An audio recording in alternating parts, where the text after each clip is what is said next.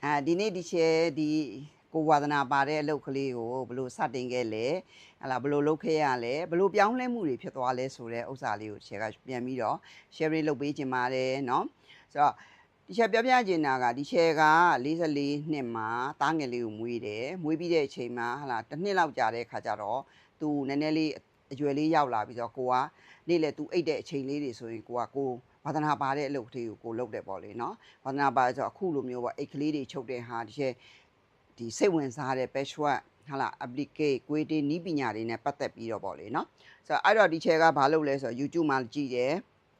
Pinterest မှာကြည့်တယ်ကြည့်ပြီးဒါလေးတွေကိုလိုက်ချုပ်ကြည့်တယ်ပေါ့လေနော်ဒါပေမဲ့လို့တကယ် YouTube တို့ Pinterest တို့ကလည်းဘာဖြစ်လဲဆိုတဲ့အခါကျရင်ကိုတကယ်လက်တွေ့ချုပ်ပြီးဆိုတဲ့အချိန်ကျရင်ထင်တယ်လို့မလွယ်ကူဆိုတာကိုယ်တိုင်ပဲကြုံတွေ့ရတာเนาะဒါကကိုယ်တိုင်ချုပ်မှကိုသိတယ်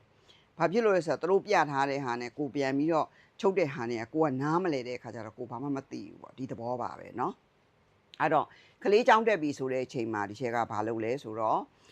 ကျောင်းကိုသူ့ကိုမနေ့ပို့ညနေကြိုပေါ့လေအဲ့လိုကြိုနေနေညနေကြတော့ဒီချက်အဲ့မှာအမေတွေအုပ်စုတစုထိုင်ပြီးတော့အလုံးလုံးနေတာတွေ့တာသွားတွေ့လိုက်တယ်တွေ့တဲ့အခါကျဒီချက်ကသွားပြီးတော့ကြည်တာပေါ့နော်အော်သူတို့ဘာတွေလုပ်နေကြလဲဆိုတော့စောစောကဒီချက်ဝါသနာပါတဲ့ဒီနီးပညာ၃ခုနဲ့ပတ်သက်ပြီးသူကသင်နေတာဒီအမေကသင်နေတဲ့အခါကျတော့ဒီချက်ကသူ့ကိုဒါတိုင်းမသိဘူးတခြားဒီချက်တငယ်ချင်းဒီချက်နဲ့ဒီကလေးသားနဲ့အတန်းတူတဲ့အမေတယောက်ကနေချက်ကိုမိတ်ဆက်ပေးပြီးတော့ဒီချက်တို့သူ့စီမှာပေါ့သင်ယူတယ်ပေါ့နော်သင်ယူတဲ့အခါကျတော့ဘာဖြစ်လဲဆိုတော့သူက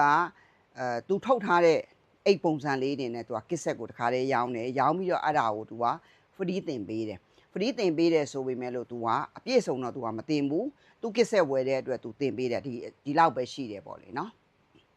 ဒီလောက်ပဲရှိတဲ့အခါကျတော့အဲ့ဒီမှာဘာဖြစ်လဲဆိုတော့ဒီချက်ကဘယ်သမားဖြစ်တယ်နော်အဲ့ဘယ်သမား sorry ဘယ်သမားဖြစ်တယ် तू ကညာသမားဆိုတော့ तू ကမတင်ပေးဘူးဆိုပြီး तू ကဖြစ်တဲ့ခါကျတော့ဒီချက်လဲဘာဆက်လုပ်လို့မှမသိဘူးပေါ့လေနော်ဆိုတော့ဒါပေမဲ့လို့ဒီချက်ကလည်းဘာမှမပြောပါဘူးရီပဲရီနေတာပေါ့နော်အဲ့ဒါနဲ့အဲ့မှာရှိနေတဲ့အမကြီးတယောက်ကနေပြီး तू ကဆီယမကိုပြောဆီယမတဲ့နင်ဒီလိုမပြောနဲ့တဲ့ဘာဖြစ်လို့လဲဆိုတော့ तू ခမညာမှာ तू အားတန်ရနဲ့ပဲ तू ချုပ်လို့ရတာတဲ့ဒါတယောက်မတူဘူးတဲ့ဆိုပြီးတော့ तू ကိုရှင်းပြတာပေါ့နော်ပထမတော့ तू ကလက်မခံဘူးဒါပေမဲ့နောက်ဆုံးကြလဲကိုချုပ်လို့ရရင်တော့ချုပ်ပေါ့ဆိုဒါပေမဲ့ဒီချက်လဲရအောင်တော့ချုပ်ခဲ့တယ်ပေါ့လေဒါပြောပြချင်တာကအလုပ်တစ်ခုလုပ်တဲ့နေရာမှာဘယ်နေရာမှာမှမလွယ်ကူဘူးဆိုတာကိုဒီချက်ပြောပြချင်တာအဓိကအချက်ကနော်ဒါအဲ့တော့ဟုတ်ပြီကောင်းပြီသူစီမှာဒီချက်ကစ်ဆက်လေးတွေဝဲပြီးတော့ချုပ်ပြီးတင်တယ်ကျောင်းပိတ်သွားပြီဆိုဒီချက်ဆက်တင်လို့မရတော့ဘူးတိုးလိုတန်းလန်းပေါ့ဒီအလုပ်ကဒါပေမဲ့အဲ့တော့နောက်ကြတော့ဒီချက်အမျိုးသားကိုပြောတယ်ဒီလိုဆိုရင်လည်းမဖြစ်ပြန်ဘူးအဲ့တော့တင်တန်းသွားတက်မယ်ဆိုတော့အမျိုးသားအဲ့မှာโอเคသွားတက်သူကပြောတယ်အဲ့တော့ဒီချက်ကဘာလုပ်လဲဆိုတော့စောစောကတငယ်ချင်းကိုဟဲတင်တန်းတက်ချင်နဲ့ရှာပေးပါဆိုတော့သူကအဲ့မှာသူလိုက်ပြီးတော့မိတ်ဆက်ပေးတယ်ပေါ့နော်ဒီတင်တန်းကိုဒီချက်သွားတက်တယ်သွားတက်တော့ဒီဆရာမလေးကတော့သူကဒီချက်ဘယ်သမားကိုလဲသူရအောင်ညာနဲ့ချုပ်တာကိုသူရအောင်သင်ပေးတယ်ဆိုတော့ဘာပြောဒီချက်အတွက်အများကြီးအဆင်ပြေခဲ့တယ်ပေါ့လေနော်ဒီလောက်အဆင်ထိရောက်လာခဲ့တယ်ပေါ့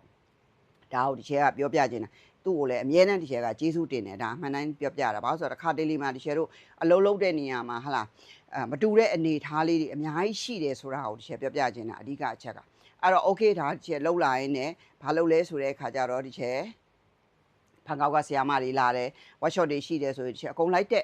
ဘာကြောင့်လဲဆိုတော့ကိုကဒီတစ်ခုတည်းနဲ့တွေမပြီးဘူးများတင်ထားတော့မှသူကိုကအဲ့တော့မှနားလေတာဩဒီနေရာဒီလိုလုပ်တယ်ဟိုနေရာဟိုလိုလုပ်တယ်ဆိုပြီးတော့အဲ့လိုလေးတွေချက်လုတ်ခဲ့တယ်ပေါ့နော်လုတ်ခဲ့ရင်းနဲ့ဒီချက်တော်တော်လေးလုံနိုင်ပြီဆိုတဲ့အချိန်မှာဒီချက်ဘာလုပ်လဲဆိုတော့ချုပ်ပြီးတော့ရောင်းတယ်အိတ်ကလေးတွေကိုအဲ့လိုရောင်းတဲ့အချိန်မှာဟာလာဝယ်တဲ့လူတွေအားပေးတဲ့လူတွေရှိတယ်ပေါ့လေနော်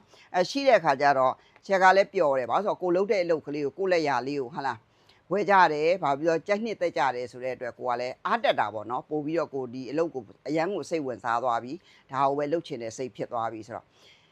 ့အဲ့လိုနေရာနေပြီးတော့ဒီလိုပဲတင်ယူလာပြီးတော့ရောင်းစရာရှိရောင်းပြီးတော့ပတ်စံလေးတွေချက်စုထားတယ်ဘာကြောင့်လဲဆိုတော့ဒီချက်တို့ကဟာလာမိသားစုမှာအိမ်အောင်ဦးစီးတယောက်ပဲအလုပ်လုပ်တဲ့အခါကျတော့ဒီကြံတဲ့ဒီချက်သုံးရမယ်ငွေတွေအများကြီးအတွက်ကဖဲ့ပြီးတော့ယူရမှာဆိုတော့အဲ့လိုယူရမယ့်ဟာကိုဒီချက်ကမလိုချင်ဘူးမလိုချင်မဲနဲ့ဒီချက်စောစောကကိုလုံနိုင်တဲ့အချိန်လေးမှာကိုရောင်းထားတဲ့ပတ်စံလေးတွေစုထားပြီးတော့ဒီချက်က နောက်ထပ်သင်တန်းတွေတက်တယ်နောက်ထပ်ဟာလာသူတို့ဒီဘန်ကောက်ကဆီယာမတွေလာတဲ့ workshop တွေကိုတစ်ချက်တက်တယ်အဲ့လိုမျိုးတစ်ချက်ကလုပ်ခဲ့တယ်ပေါ့လေနော်ဆိုတော့ပြောရမယ်ဆိုလို့ရှိရင်တစ်ချက်အမျိုးသားအနေနဲ့လည်းဟာလာသူက manager အဆင့်ဆိုတဲ့အခါကျတော့ဘာပဲပြောတစ်ချက်အနေနဲ့ကဘာမှတော့ပူစရာမရှိဘူးဗမာပြည်ဆိုရင်တော့ဆရာကတော့ပေါ့ဒါပေမဲ့သူများနိုင်ငံမှာဘာကတော့မှမဟုတ်ဘူးကိုလောက်ရတာသူလဲသူ့အလုပ်သူ့လုပ်ကိုလဲကို့အလုပ်ကိုလုပ်ပဲပေါ့လေနော်ဒါတွေကသဘာဝတွေဆိုတာချက်ပြတာပေါ့အဲ့ဒါနဲ့နောက်2018ကျတော့ဒီချက်ကတင်နန်းနေဖွင့်ညင်တယ်ဆိုပြီးအမျိုးသားကိုပြောတဲ့အခါကျတော့အမျိုးသားကလည်းကဲကိုဘလောက်ယုံကြည်မှုရှိပြီလဲဘလောက်ထိတက်ကြွနေပြီလဲဘလောက်ထိသင်ပေးနိုင်ပြီလဲဟလာသူများတွေကိုကိုကပြန်သင်ပေးတယ်ဆိုတဲ့အလုပ်ကတော်ယုံနဲ့မရဘူးဆိုပြီးသူကကိုပြောတယ်ပြောတဲ့အခါကျတော့ကိုကလည်း okay သင်နိုင်ပြီဟလာကိုလည်းတရားရခိုင်နှုန်းယုံကြည်ပြီးကိုရဲ့လက်ရလည်းကိုသင်နိုင်တဲ့အနေအထားကိုရောက်လာပြီဆိုပြီးတော့ချက်အဲ့ဒါနဲ့ရန်ကုန်မှာလက်တွေ့သင်တန်းပေါ့2018မှာပြန်ပြီးဖွင့်ခဲ့တယ်ဖွင့်ခဲ့ပြီးချက်သင်ပေးတယ်2018သင်တယ်နောက်2019သင်တယ်2019သင်တဲ့အချိန်နှစ်တဝက်လောက်မှာပေါ့မမျှော်လင့်မင်းနဲ့တစ်ချက်အမျိုးသားဟာ heart attack နဲ့ရုတ်တရက်ဆုံးပါသွားတယ်အဲ့လိုဆုံးပါသွားတဲ့အခါမှာကိုကဘာဖြစ်သွားလဲဆိုတော့စိတ်ဓာတ်ကလုံးဝကျသွားတာဘာဆက်လို့ရမှန်းလည်းမသိဘူးဟုတ်တယ်မလားသားကြီးကလည်း तू ကဇရုထနှစ်လားမသိဘူးဇရုထနှစ်ထင်တယ်ဟုတ်တယ်ပြီးကန်နေပြီပေါ့ဇရုထနှစ်သားငယ်လေးကလည်းဗမာလိုဆိုရင်9တန်းပဲရှိသေးတယ်ဆိုတော့ဟာကိုလည်းစိတ်ဓာတ်တွေကြပြီဘယ်ဆက်သွားပြီဘာလုံးဝမှန်းလည်းမသိဘူးဟုတ်လားအဲ့တော့ကြီးလိုက်ပြန်တော့လေကလေးနှစ်ယောက်ရဲ့ပညာရေးကလည်းတိုးလိုတန်းလန်းတဝက်တစ်ပြက်ဖြစ်နေတယ်ဘာဆက်လို့ရမှန်းလည်းမသိဘူးဆိုတော့ကိုပြန်ပြီးတင်းမာဟေးမရဘူးကိုဒီလိုစိတ်ဓာတ်ကြရင်ဒီကလေးတွေကပို့ပြီးစိတ်ဓာတ်ကြမယ်အဲ့တော့ကိုတာမာမရမယ်ဆိုပြီးတော့ဒီချက်ကသူတို့ရှေ့မှာရအောင်မရက်ပြီးတော့လှုပ်ခဲ့တယ်လှုပ်ခဲ့တဲ့အချိန်မှာစောစောကဒီချက်တတ်ထားတဲ့ဟာလေးတွေကိုဒီချက်စီးပွားဖြစ်လုပ်တော့မယ်ဆိုပြီးတော့ဆုံးဖြတ်လိုက်တာပေါ့အဲ့လိုဆုံးဖြတ်လိုက်တဲ့အချိန်မှာယောဂါတွေကဖြစ်တဲ့အခါကျတော့ဘယ်မှာသွားလို့လည်းမရဘူးပြန်လို့လည်းမရအောင်ဒါပေမဲ့ဒီချက်ကစိတ်မပြတ်ဘူးဒီချက်ဘာလုပ်လဲဆိုတော့ online သင်တန်းဖွင့်လိုက်တယ် online သင်တန်းဖွင့်လိုက်တဲ့အခါကျတော့အဲ့ဒီမှာဒီစသချင်းဖွင့်တဲ့အချိန်မှာပေါ့နော်ဟိုကိုမှအဆင်ပြေတာလေးတွေလည်းရှိတယ်အဆင်မပြေတာလေးတွေလည်းရှိတယ်တခါလေကြာရင်မီးအလင်းရောင်နေအဆင်မပြေတာလေးတွေလည်းရှိတာပေါ့လေဒါပေမဲ့အဲ့ဒီ online သင်တန်းတွေမဖွင့်ခင်အချိန်မှာဒီချက်ကဘာလုပ်လဲဆိုတော့ပညာဒါနလေးတွေအမြဲပေးတယ်ကိုတည်ထားတဲ့ဟာလေးတွေကိုတတ်ထားတဲ့ဟာလေးတွေချုပ်ပြတယ်ပညာဒါနလေးတွေပေးတယ်အဲ့လိုပေးနေဒီချက် page ကိုလည်းဒီချက်ထူထောင်ခဲ့တယ်ပေါ့လေနော်ဆိုတော့အဲ့ဒါနဲ့2020မှာအဲ့လိုဒီချက်တတ်ထားတဲ့အလုပ်ကိုစီးပွားဖြစ်လုပ်ပါမယ်ဆိုပြီးတော့ယတိပြတ်ဆုံးဖြတ်ချက်ချပြီးဒီချက်လုပ်ခဲ့တာယနေ့ဒီနေရာမှာရက်တည်နေနိုင်တဲ့အထီးပေါ့လေနော်ဆိုတော့အဲ့တော့ဒီလုံးဝတဲ့အချိန်မှာဒီချက်တို့ဒီအခက်အခဲပေါင်းစုံရှိတယ်ဟာလားကြံတဲ့ဥစ္စာတွေလည်းရှိတယ်ဆိုတာတွေကတော့ဒီချက်ကတော့မပြောတော့ဘူးဒါတွေကပြောစရာအကြောင်းလည်းဒီချက်မှာဘာမှမရှိဘူးဒါပေမဲ့ဒီချက်ပြောပြချင်တာတစ်ခါတလေမှဒီချက်တို့တွေကကိုယ့်ရဲ့အိမ်အောင်ဦးစီးပဲဖြစ်ဖြစ်ဟာလားကိုအသက်ကြီးလာတဲ့အချိန်ကျရင်ကိုယ့်ရဲ့သားသမီးကိုပဲဖြစ်ဖြစ်ကို့မှာအားကိုးတဲ့စိတ်တွေကအမြဲရှိတယ်ဒါအမျိုးသမီးရဲ့ဆန္ဒဆိုတာဘယ်သူမှဆိုရှိကြတာဒီချက်ဆိုလို့ရှိရင်လည်းဟာလားအမျိုးသားဟိုအားကိုးတာပဲလေဒါ तू ကအိမ်အောင်ဦးစီးဟာလားစီးပွားရှာနေတဲ့လူဆိုတော့အားကိုးတယ်သို့တော်လည်းအားကိုးတဲ့အချိန်မှာပြုံးဆိုပြီးတော့ဖြစ်သွားတဲ့အချိန်မှာဘသူ့ကိုဆက်ပြီးအားကိုးလို့ရမလဲကိုအားပဲကိုပြန်ကိုးရတာအဲ့တော့ဒါဟိုဒီချက်ကပြောပြချင်တာကလူဘဝတွေမှာကဘယ်သူမှဆိုကြုံတွေ့လာတဲ့ဟာတွေကိုပြန်ပြီးတော့ကိုရက်တီနေအောင်လုပ်ဖို့အတွက်ကကိုပဲကိုအားကိုးရမယ်ဆိုတာကိုဒီချက်အဓိကပြောပြချင်တာเนาะဒါကြောင့်မလို့ဒီချက်တို့အခုဟာလားဒီချက်ဆိုလဲအိမ်ရှင်မဘွားကနေလာတာပဲသို့တော့အိမ်ရှင်မဘွားကနေလာပြီမယ်လို့အမြဲတမ်းဒီချက်တို့ကအိမ်ရှင်မဟာလားခမင်းချက်ဝစ်ရှောဒါပဲလုပ်နေလို့မရဘူးအဲ့ဒီမိသားစုရဲ့အိမ်အလုပ်ကိုလုပ်နေရင်းနဲ့ကို့အတွက်အချိန်ကိုဘလို့စီမံပြီးခွဲယူမလဲကိုဝါသနာပါတဲ့ဟာတွေကိုဘလို့လုပ်မလဲအဲ့ဒါကိုတွေးရတော့မယ်ဘာကြောင့်လဲဆိုတဲ့အခါကျတော့တော်တော်များများကဟိုလူအတွက်ပူမဒီလူအတွက်ဟိုသားသမီးပြန်လာရင်မစားသေးမှဆိုဒီသားသမီးပြန်လာရင်ဗိုက်စာမဆိုးလို့ဟလာအမျိုးသားပြန်လာရင်ဗိုက်စာမဆိုဒါတွေနဲ့ပဲတနေ့ဒီချက်တို့လဲပတ်နေတာနောက်ဆုံးကြတော့ဗာဖြစ်တယ်ကို့ဘွားကြီးကသေသွားပြီးတော့ဘာမှအဓိပ္ပာယ်မရှိပဲနဲ့ ကိုလှုပ်ချင်တာလည်းမလှုပ်ခဲ့ရတဲ့ဘဝတွေအမျိုးစုံပေါ့လေဒါတွေကဟိုတစ်ချက်ကိုနဲ့ကိုပြောတာဘသူ့ဟိုမှချေရွယ်ပြီးပြောချင်းလည်းမရှိဘူးလူတိုင်းမှာမိသားစုတိုင်းမှာသူ့အခက်ခဲတွေသူဆိုတာရှိပြီးသားဆိုတော့အဲ့တော့ဒီချက်ဘလို့ရက်တီပြီးပြန်လဲရက်တီခဲ့ရလဲဆိုတဲ့ဟာကိုတစ်ချက်အဓိကပြောပြချင်တာဒါကြောင့်မို့လို့တတ်နိုင်သမျှဟိုအိရှင်မပဲဖြစ်နေပါစေဟာလားကလေးထင်းရတဲ့အမေဟာလားငငယ်သေးသေးလေးတွေပဲဖြစ်ဘသူပဲဖြစ်ကို့အတွက်ကိုဝါသနာပါတဲ့ဟာလေးတွေအတွက်ကိုအမြဲတမ်းလုံနိုင်အောင်ကြိုးစားထားပါလို့ဒီချက်ကပြောပြခြင်းနဲ့ဘာကြောင့်လဲဆိုတော့ချေတို့ဟာလားတွေ့ကြုံလာရတဲ့အချိန်မှာပြောင်းလဲသွားတဲ့အချိန်မှာဒီချေတို့ဘုံဆိုပြီးပြုတ်ကျသွားလို့မရအောင်ရက်တည်နိုင်ရမယ်အဲ့ဒီလိုရက်တည်နိုင်မှုအတွက်ကကို့မှာရှိတဲ့အတ္တပညာအဓိကနံပါတ်1အရေးကြီးဆုံးပဲအတ္တပညာတစ်ခုကိုတတ်ထားပြီဆိုလို့ရှိရင်ကို့အတွက်ကဘယ်တော့မှမသိငယ်ဘူးဘယ်တော့မှမဆင်းရဲဘူးထမင်းတစ်လုံးတော့ကိုရှာစားနိုင်သေးတယ်နော်ကိုသားသမီးလေးတွေကိုကြောင်းထားနိုင်တယ်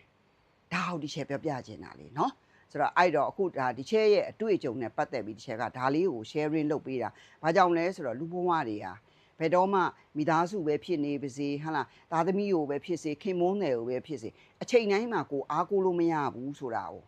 အဓိကချက်ပြောချင်တာဟာလားကိုရှေ့ရသွားခြင်းလဲသွားနိုင်တယ်ဟာလားသူရှေ့ရသွားခြင်းလဲသွားနိုင်တယ်ဘယ်သူမှမတည်မြဲဘူးဒီလိုမတည်မြဲတဲ့လောကကြီးမှာဒီရှယ်တို့ကကိုအမြဲတမ်းဒီဘာခေါ်လဲအတ္တပညာတစ်ခုခုဟာတက်ကိုတက်တဲ့နေဆိုတာလေးကိုဒီချက်ကအဓိကပြောခြင်းတယ်နော်ဟာအသက်ကြီးသွားလို့ဟာကလေးထိန်နေရသေးလို့ဟိုဟာကြောင့်ဒီဟာကြောင့်ဆိုတာချေတို့မှမရှိဘူးအဓိကဒီချက်ပြောပြခြင်းတာက sorry ဒီချက်တို့ကအသက်ကြီးသွားလေကြညံ့မှရှိတယ်ဟာလားမျက်လုံးကောင်းတယ်ဆိုလို့ရှိရင်ဒီချက်တို့ချုပ်ခြင်းတဲ့အလုပ်တွေချက်တို့ချုပ်လို့ရတယ်ဒါရှင်းလေးပဲဟုတ်တယ်မလားအမကလေးငငယ်လေးတွေရှိနေတဲ့အမေတွေဆိုလို့ရှိရင်လေကလေးတွေကသူကအချိန်တန်ကြီးသွားတာအမြဲတမ်းသူတို့ကဒီအရွယ်ပဲမဟုတ်ဘူးဟာလားတစ်နှစ်နှစ်နှစ်နောက်ကျောင်းတက်တဲ့အရွယ်ကျရင်ကိုကအချိန်အားသွားပြီအဲ့လိုအချိန်မျိုးဆိုလို့ရှိရင်ကိုကဘာလုပ်ရမလဲကိုဝါသနာပါတဲ့အလုပ်ကလေးတွေကိုစတင်ပြီးပြိုးထောင်ထားလိုက်တော့နော်ကိစ္စမျိုးကလေးကြီးသွားမှပြိုးထောင်မယ်ဆိုရင်ကို့မှာနောက်ကျသွားပြီဘာကြောင့်လဲဆိုတော့ဒီချက်ပြောချင်တာနံပါတ်1ကအချိန်ဒီချက်တို့ကိုမစောင့်ဘူးဒီချက်တို့ကအချိန်ကိုစောင့်တာဘယ်ချိန်မှချိန်ထားတယ်ဘယ်ချိန်ကျမှသွားရမယ်ဒီချက်တို့ကစောင့်တာအချိန်ကကိုယ့်ကိုမစောင့်ဘူး तू ကသူ့လက်တံနဲ့ तू သွားနေတာနော်ဆိုတော့အဲ့တော့ဒီချက်ပြချင်တာလေးကအဓိကဟာလားဘလို့ပဲဖြစ်ဖြစ်ကိုဝါသနာပါတဲ့အလုပ်ကလေးတွေကိုလှုပ်ခွင့်ရှိပါတယ်ကိုယ်တိုင်လဲဆိုတာလေးကိုဒီချက်ကပြချင်တယ်နော်အဲ့တော့ဒီချက်တစ်ချိန်ကဟာလားပင်မလားဆိုအရင်ပင်မတယ်မနေ့ဆိုအစောကြီးထားရတယ်ဟာလားကလေးချောင်းပို့ဖို့လုံးရတယ်ပြီးရင်အထုပ်ဘိုးတွေဆွဲပြီးတော့သွားတင်ရတယ်ပြီးရင်တစ်ခါပြန်လာပြီးရင်ချက်ပြုတ်ရတယ်မိသားစုစားဖို့တောက်ဖို့အတွက်ဆိုတော့တနေ့ကိုမှအားတဲ့အချိန်ဆိုတာရှိကုန်မရှိတာဒါပေမဲ့အားရာတွေကိုလုတ်ခဲ့တဲ့အကျိုးကျေးဇူးတွေကအဲ့လိုတနေ့မှမမျှော်လင့်မဲ့သူဒီလိုဖြစ်သွားတဲ့အချိန်မှာအမျိုးသားဒီလိုဖြစ်သွားတဲ့အချိန်မှာဒါတွေကိုပြန်ပြီးတော့အသုံးချရတယ်။အော်ဒါတွေတစ်ချိန်ကကိုလုတ်ခဲ့တာကိုလမ်းမှန်သွားတယ်ဆိုတဲ့ဟာကိုမြင်တွေ့သွားရတယ်။အဲ့ဒါပဲနော်။ဒါကြောင့်မလို့ဒီချေတို့မှာစိတ်ဓာတ်ကြဖို့အချိန်မရှိဘူးနော်။ဖြစ်လာတဲ့အနေအထားတွေကိုဒီချေတို့ပြောင်းလဲနိုင်အောင်လုပ်ရမယ်။လူဘဝမှာမပြောင်းလဲလို့မရဘူး။ဘယ်သူမှတည်မြဲတာတစ်ခုမှမရှိဘူး။အရာအားလုံးကဟာကိစ္စမျိုးငါတို့ကတော့တလုံးမသေးတော့ငါတို့ကတော့တလုံးဘာမဖြစ်ဘူးဆိုတဲ့ဟာတွေကအလကားပြောတာနော်ဘာမှမတည်မြဲဘူးအဲ့တော့အထူးသဖြင့်ကိုလုံးဝမဲ့အလုပ်ကလေးတွေကိုလှုပ်ထားတာအကောင်းဆုံးဆိုတာလေးကိုဒီချက်ကပြောပြခြင်းနဲ့ဘာကြောင့်လဲဆိုတော့ဒီချက်ကဒီလိုပဲဒီချက်ဖြတ်တန်းခဲ့ရတဲ့အတွက်ဒါဒီချက်အနေနဲ့ကိုယ်တိုင်အတွေ့အကြုံနဲ့ဒီချက်ကပြန်ပြီးတော့ sharing လုပ်ပေးခြင်းဖြစ်ပါတယ်အဲ့တော့နားလည်လိမ့်မယ်လို့ထင်ပါတယ်ကျေးဇူးတင်ပါတယ်ရှင်နိုင်စာမေနီလာကွေးပါရှင်